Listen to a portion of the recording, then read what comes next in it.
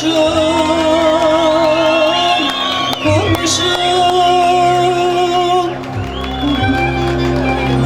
kere de şu Bingöl'den sor beni.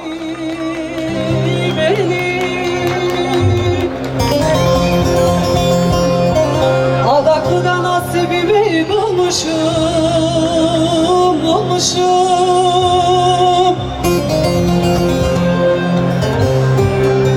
Sancak Kozlu sularından sor beni de yar beni,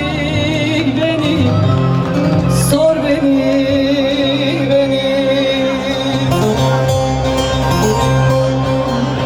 Sancak Kozlu köy Çorsan'dan sor beni de yar beni,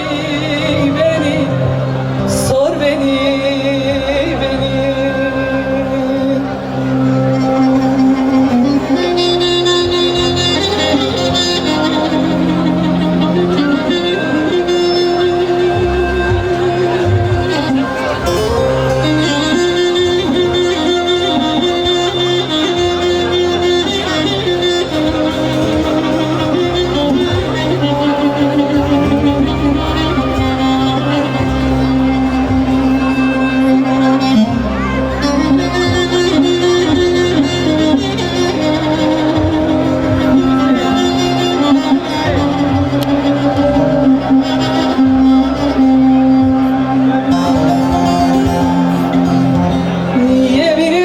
Döneceğim geriye.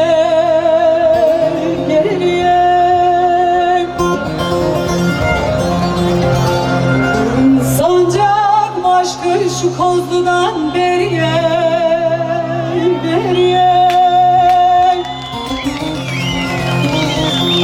Derdim dökeceğim de şu Çorsan'ın dereye.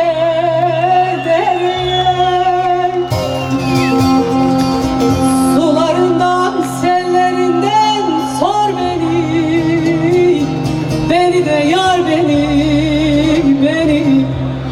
sor beni.